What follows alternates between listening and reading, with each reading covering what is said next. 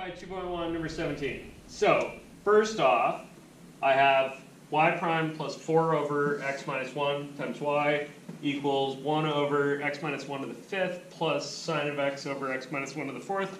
And I'm like, it's 0. God, this is gonna be awful. Like, trying to, not throw up here. So, first things first. Start with general. Yeah, we should answer the question that I wish they had asked me.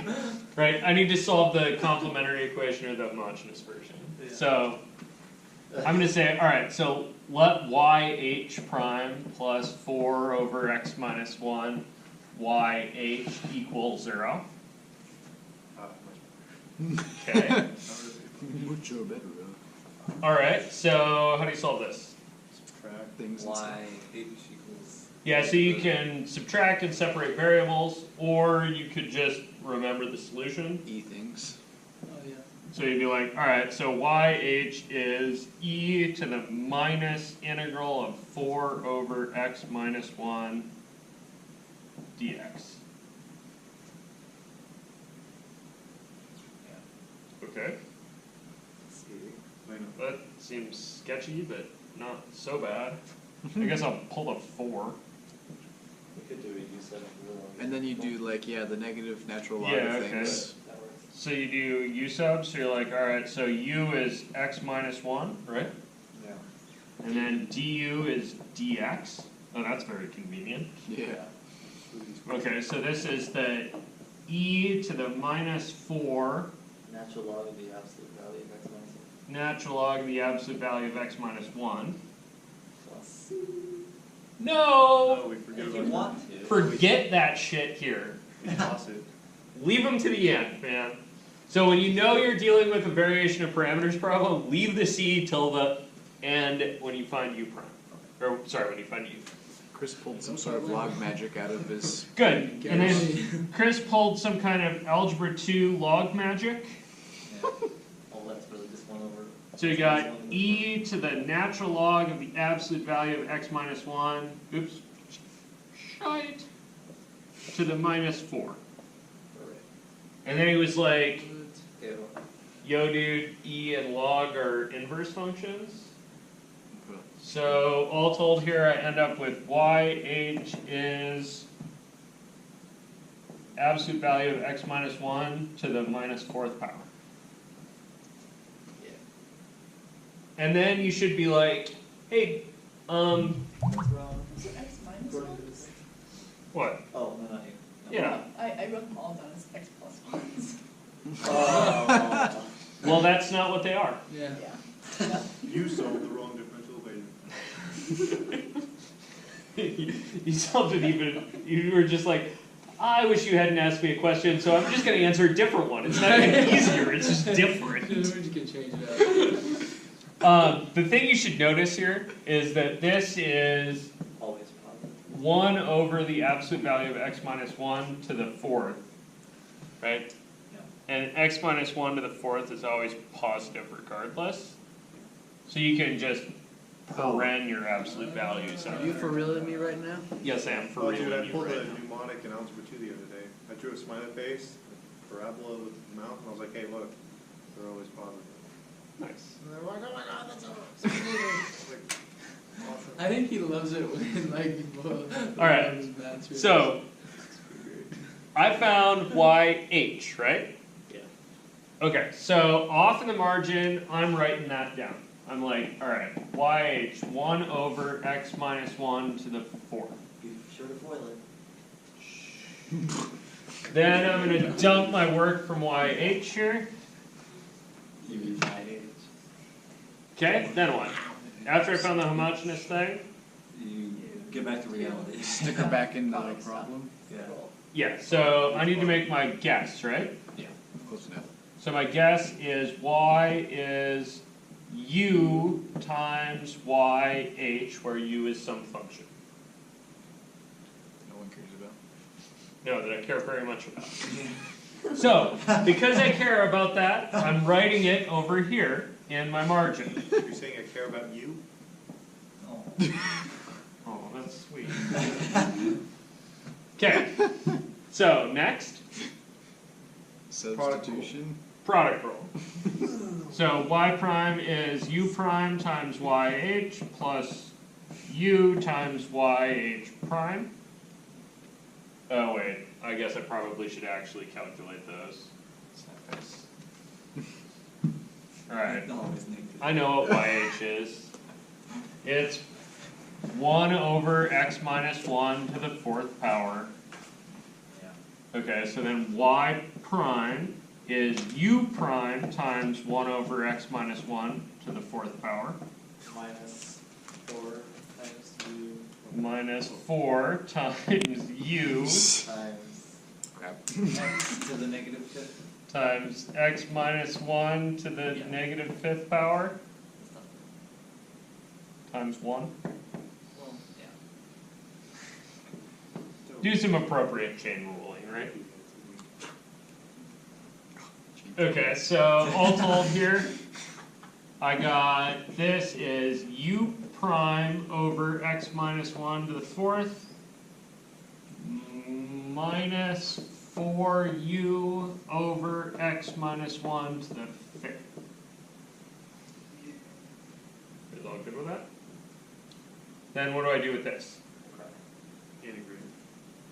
No, you play it back into the original form. Yeah, now it has to go back in this thing, right? So then star becomes, right, my original differential equation becomes y prime, which is u prime over x minus 1 to the 4th, Plus- minus 4u over x minus 1 to the 5th. plus 4. And this is, like, you might really want to keep track. That part's y prime. That's all. And then I have plus 4 over x minus 1, that's the coefficient, times y. So what was y? That thing that says y equals. Yeah, that was this thing, right? This guy? That's y? So I should have a u and a 1 over x minus 1 to the 4th. Can we just make it one thing? We just make it Like one. u over x minus 1 to the 4th, will that? Oh yeah, for sure. And then Common denominator? This is where I added wrong.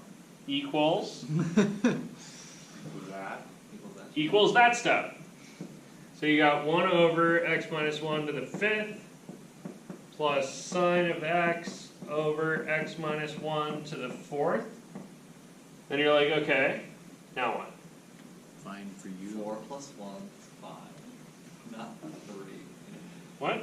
No, at this point you're like 4u over x minus 1 to the 5th plus 4u over x minus 1 to the 5th. Yeah. Yeah, that's 0. Oh yeah. Those two pieces zero out. That was the expect the cancellation step, right? So once you've seen your cancellation, then you have u prime over x minus 1 to the 4th is 1 over x minus 1 to the 5th plus sine of x over x minus 1 to the 4th. So then what? Multiply both sides by x minus 1. Multiply both sides by x minus 1 to the 4th.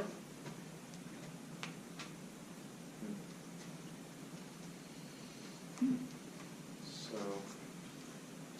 see what's going on here. So I think I get u prime is 1 over x minus 1 plus Sin x. Science. sine x. Thank God. And then I'm like, okay, so I need to find u. So how do I find u? It changes puppy to Integrate your I integrate this shit. So I get u is the integral of 1 over x minus 1 dx plus the integral of sine of x dx.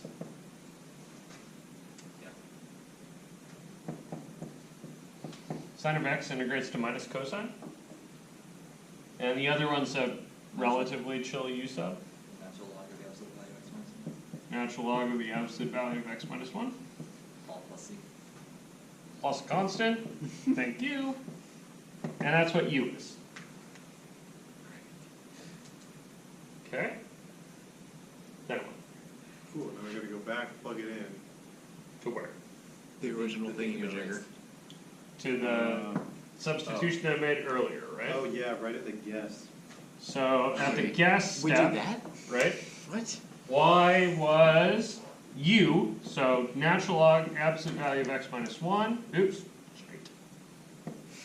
Minus cosine x plus constant, all times the homogeneous thing, which was 1 over x minus 1 to the 4th.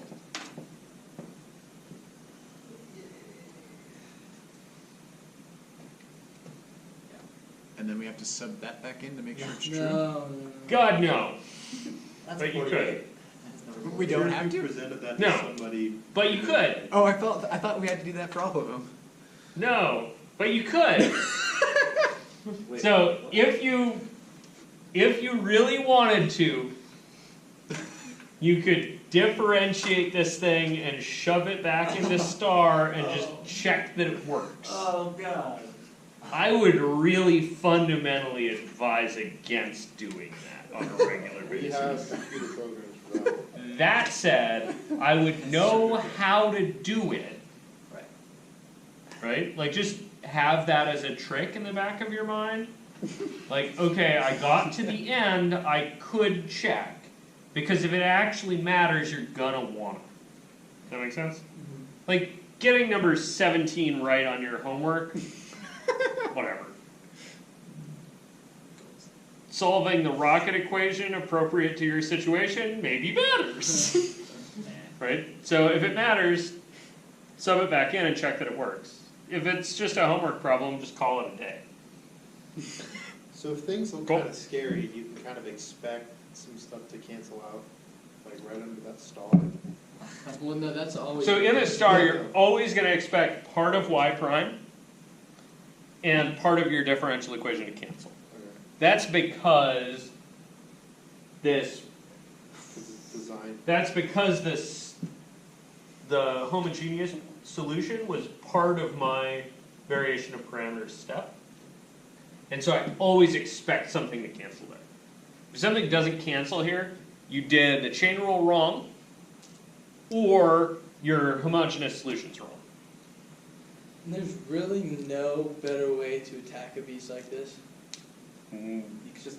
Or There are different ways, but this one is better, I think. When I initially taught this course, variation of parameters was like this little curiosity that I learned that I was like, I told my students, like, probably do this a better way. Like, you don't really need this. I remember that. Just like other options. But by the time I got to the end of this textbook, I was kind of a believer, man. Yeah. Like, variation of parameters is a nice technique. It's really easy. Like, admittedly, it takes a bit of like chugging, but you just try it, and it works in way more scenarios than any of the other techniques. So I came around to this dude's viewpoint. So we just use this all the time, every day, all day, forever. Nothing else we ever use. No, not quite, but pretty much. There's a few other techniques. Week one, we got the important Like, thing. there's some other techniques that I'm going to teach you guys, but when in a hard spot, try variation of parameters. It'll be a nice, convenient thing that'll. The homogeneous part, like solving the homogeneous thing, we're going to have some different techniques for that part. But then, if you're trying to get a non-homogeneous equation solved, do the homogeneous part, and then try variation of parameters for the other bit. It's really going to be the best option that we have. Does that kind of make sense? And then there's a couple other techniques that just do different stuff later. So we're gonna. Laplace. Yeah, Laplace is just like a journey into magic land. Yeah. Same way.